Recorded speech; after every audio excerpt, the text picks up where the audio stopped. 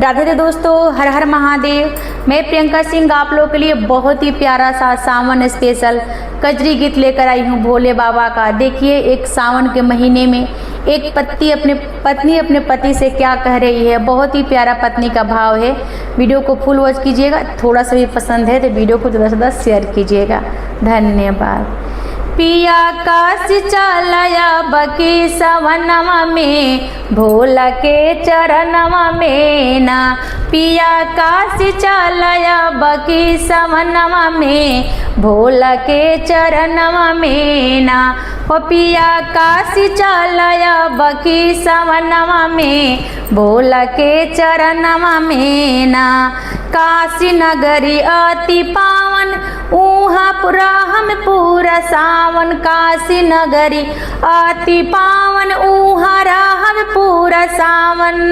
ऊहा रहब पूरा सावन। ऊहा रहब पूरा सावन। बाबा दी है बाबा झोली भर दी है बरदनवा से भोले के चरणवा में ना।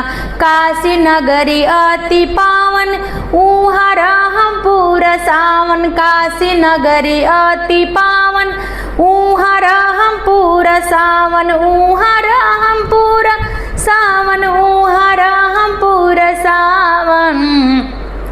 हो भोला भर दी है झोली बरदनवा से बाबा के चरणवा में ना। पिया काशी चलया बकी सवनवा में भोले के चरणवा में ना। केहू चंदन लगावे केहू चंदन लगावे। केहू धतूरा चढ़ावे। केहू चंदन लगावे। केहू धतूरा चढ़ावे। केहू भस्मी लगावे बदनवा में बाबा के चरणवा में ना। केहू भस्मी लगावे बदनवा में बाबा के चरणवा में ना। पिया काशी चलया बकी सवनवा में बाबा के चरणवा में ना। बाबा द्वारे बड़ी भीड़ बेल पाती से पूजबी। बाबा द्वारे बड़ी भीड़ बेल पाती पूज भीड़। बाबा द्वारे बड़ी भीड़ बेल पाती से पूज भीड़। कोई जलवा चढ़ावे गगरवा से भोले के चरणवा में ना।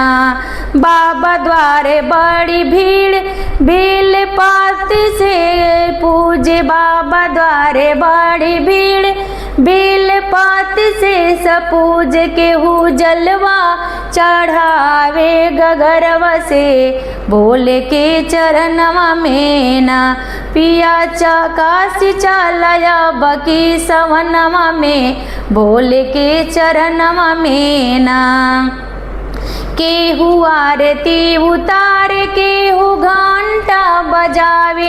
केहू आरती उतारे। केहू घंटा बजावे। केहू भंगिया पियावे कटोरवा में भोले के चरणवा में ना। केहू भंगिया पियावे कटोरवा में बाबा के चरणवा में ना। पिया अब की चल काशी नगरिया में बाबा के चरनिया में ना।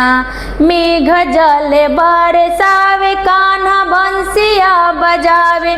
मेघ जल बरसावे कान्हा बंसिया बजावे। भक्त लीन बड़े भोले के भजनवा में भोले के चरणवा में ना। मेघ जल बरसावे कान्हा बंसिया बजावे। मेघ जल बरसावे कान्हा बंसिया बजावे। भक्त लीन बड़े भोले के भजनवा में भोले के चरणवा में ना। भक्त लीन बड़े भोले के भजनवा में भोले के चरणवा में ना।